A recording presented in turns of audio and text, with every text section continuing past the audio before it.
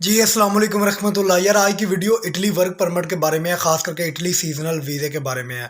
तो मैं कुछ बंदों की स्टोरी भी आपके साथ शेयर करूँगा। सबसे पहले मेरा एक कस्टमर था, उसका जो है ना रोमानिया का जो है ना वीज़ा रिजेक्ट हो गया था।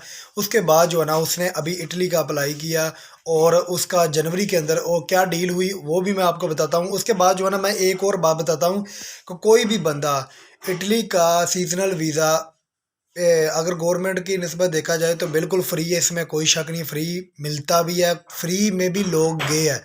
लेकिन अब ये हो गया है कि आप किसी के साथ भी अगर डील करते हैं तो एक बात याद रखें कि उनके साथ ये डील ज़रूर किया करें, क्योंकि इटली की वीज़ा रेशो की भी बात करें तो इतनी अच्छी नहीं है। और वर्क परमिट भी अगर वर्क परमिट निकल आता है ना तो फिर जो है ना वीज़ा लगने के चांस ज़्यादा है। अगर वर्क परमिट ही नहीं निकलता, अगर 100 बंदा अप्लाई करते हैं ना तो जिसके अंदर जो है ना 10 या 12 बंदों का वर्क परमिट निकलता है, उसके बाद जो है ना बाकी बंदों के वर्क परमिट नहीं निकलते, ये हिसाब है। तो इमिग्रेशन उनकी बात होती है। तो उसके बाद जो है ना आप डील चाहे इटालियन के साथ है चाहे पाकिस्तानी के साथ है, ये डील ज़रूर किया करें कि हम जब इटली के अंदर आते हैं तो आपने हमें सजोर दिलवाना है, ठीक है। तो अगर आपको सजोर नहीं मिलता तो फिर आप जो है ना आप और डंकी वाले में कोई ख़ास फ़र्क नहीं होगा, क्योंकि आप भी इलीगली होंगे। अगर आप सारी पेमेंट उनको पाकिस्तान में ही कर देंगे तो आपके लिए जो है ना मुश्किल बन सकती है उधर जाकर, इटालियन के अंदर जाकर। फिर आपको कहीं और कंट्री में मूव होना पड़ेगा। तो इतनी बड़ी अमाउंट देने के बाद जब फिर भी बंदा इलीगल, तो फिर फ़ायदा नहीं है। सबसे पहले मैं आपको बता दूं कि ये जो भाई की डील हुई है, इस भाई ने ना इस भाई के जो कज़न है उनकी हुई है 30 लाख में, बाकी जो है ना इस भाई की जो है 25 लाख में हुई है, ठीक है। क्योंकि इसके साथ उसकी काफ़ी मोहब्बत है। और अभी जनवरी की 15 या 12 तारीख को जो है ना इनके जो है ना वर्क परमिट आ जाने हैं। उसके बाद जो है ना अम्बेसी में केस जाना है। और इनकी डील जो है ना बड़ी उल्ट सी हुई है। डील इस तरह हुई है, 2 लाख रुपये एडवांस है और जब इमिग्रेशन निकलनी है फिर 15 लाख देना है, और बाकी जो है फिर ये जो है ना उधर इटालियन में इटली में पहुँच कर बाकी पैसे देने हैं। तो लेकिन जो 15 लाख वर्क परमिट पर देने हैं ना, वो मैंने इसको बोला था कि आप जो है ना, बोला कि बहुत एतमाद, ठीक है एतमाद वाला यार, कम से कम आप ये कर ले कि 5-7 लाख और दे दें। इतनी बड़ी अमाउंट देकर फिर बाद में निकालनी बहुत मुश्किल हो जाती है। क्योंकि अभी जब आपका वर्क परमिट आएगा, जब वीज़ा स्टैंप होगा, उसके बाद जो है ना अगला प्रोसीजर स्टार्ट होता है। अब बात करते हैं कि इटली सीजनल वीज़े का इस वक्त जो मार्केट के अंदर रेट है, ठीक है। तो लोग 30 लाख, 35 लाख, 40 लाख, 45-50 लाख तक पैसे ले रहे हैं। लेकिन काम हो या ना हो वो एक अलग बात है। एक और मैं बात बता दूंगा, इटली के अंदर मौजूद अच्छा, कुछ लोगों के, बहुत से बंदों का ये सवाल था कि भाई हमें ये बताएं कि जो हमारे जो है ना अजीज़ है, इटली के अंदर नेशनैलिटी होल्डर है, इटली के अंदर जॉब कर रहे हैं, तो वो हमें बुला सकते हैं। भाई बात याद रखें, वो हमें स्पॉन्सर कर सकते हैं। स्पॉन्सर आपको वो बंदा कर सकता है जो 1 साल का कम से कम जो है ना कम से कम 27,000 यूरो पर ईयर्स कमा रहा है। अगर चाहे वो इटालियन है, चाहे वो पाकिस्तानी है, चाहे बांग्लादेशी है, चाहे इंडियन है, वो अगर इतने कमा रहा है तो वो आपको स्पॉन्सर कर सकता है, इसके अलावा कोई नहीं। अगर बात करें तो ये सीजनल वर्क परमिट के अगर अप्लाई करने में उधर इटली के अंदर कितना खर्चा आता है, तो इसका जो टोटली जो गवर्नमेंट की ये फीसें फूसें डालकर जो टोटली, मैं क्योंकि वीडियो को लंबा नहीं करना चाहता, 200 यूरो तकरीबन बनता है।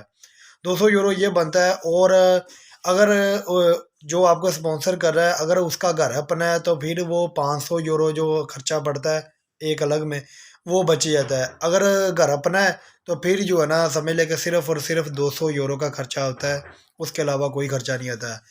तो एक और इटली के अंदर मौजूद काफ़ी भाई है, ठीक है। अरबाज है, ठीक है। नुमान है, फिजान है, सही है। तो सुलेमान है, इन्होंने मेरे साथ वो बात करते रहते हैं, ठीक है। उन्होंने बताया, सुलेमान भाई बता रहे थे कि भाई हमने जो है ना इटली के अंदर मौजूद, सही है, इटली के अंदर मौजूद जो है मेरा बॉस ही है, ठीक है। उसका आगे जो है ना मतलब रिलेटिव है, उससे हमने ना जो केस डील करवाया, उसने मुझसे स्टार्टिंग में जो है ना वो 1,000 यूरो ले लेते हैं। उसके बाद जो है ना जब वीज़ा स्टैंप होता है तो उसके बाद जो है वो 6,000 यूरो लेते हैं। उसके बाद जो है ना 3000 यूरो इधर आकर इटली के अंदर कागज़ कंप्लीट होने के बाद देने हैं। यानी कि आप ये हिसाब लगा लें 8-9 हज़ार यूरो में इटालियन दे रहे हैं वीज़े, तो ये भी पाकिस्तानी को 28-27 लाख रुपया बन जाता है। ठीक है, आगे आप खुद हिसाब लगा लें। तो अगर जो 1000 यूरो दिया है इटालियन को, ठीक है, वीज़ा आपका आता है, लगता है, नहीं लगता है, आपको 1000 यूरो नहीं मिलने वाला, वो आपके ज़ाया। ठीक है, यानी कि अगर लग गया तो ठीक है, नहीं लगा तो नहीं। क्योंकि ये जो काम किया है उसने अपने भाई का पे केस अप्लाई किया। ठीक है, एक बंदा इटली के अंदर मौजूद है, चाहे वो एक पर मंथ की चलो सैलरी निकाल लेता है, वो कहता है कि अगर अल्लाह ना करे वेस्ट भी होती है तो कोई इतना ज़्यादा फ़र्क नहीं पड़ेगा। जो पाकिस्तान के अंदर फ़ारिग बंदा बैठा है, सही है, तो ये 1000 यूरो मैं उसकी बात कर रहा हूँ जो आपने इटालियन को दिया है। अगर अगर तो हाउस उनका अपना है, ठीक है, तो फिर वो 500, लेकिन वो भी डाल देते, कहते 1600 यूरो मेरा टोटल खर्चा आ गया है, वीज़ा लगे या ना लगे।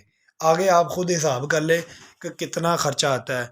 तो बाकी यार आप खुद देख लें, तो मेरा ख्याल है यार कि रिस्क भी इसमें काफ़ी ज़्यादा है इटली के वीज़े में। तो मेरे एक हमारे अजीज़ है, ठीक है, उसके भाई को मैंने दुबई भेजा था, शायद वो भी देख रहे हैं बाइक राइडर में। तो वो भी उसके भाई इटली में होते हैं, तो उनके साथ भी गपशप लगी थी, तो उन्होंने भी बताया था। ठीक है, उन्होंने बोला कि इतना आसान और इजी होता है, तो मैं अपने भाई को से भाई जो है ना इटली ना उधर दुबई ना भेजता है। ठीक है, तो बाकी यार देख ले, जो आपको सरसब्ज बाग दिखाते हैं तो वो तो मैं उसके बारे में कुछ नहीं कह सकता। अगर आप इतना रिस्क ले सकते हैं, अगर आपको मसलन 5-6 लाख ज़ाया होता है तो आपका कोई फ़र्क नहीं आपको पड़ता, तो फिर आप जो है ना इटली का अप्लाई कर सकते हैं। उसके अलावा अगर 5-6 लाख का आपको लॉस होता है तो आपको काफ़ी मसलन इश्कल लगता है, तो फिर आप जो है ना ये ना अप्लाई करें। बाकी जिससे आपको बेहतर लगता है। उम्मीद है कि आपको सारी समझ आ गई होगी। अपना ख्याल रखें, दुआ में याद रखें। अस्सलाम वालेकुम रहमतुल्लाह।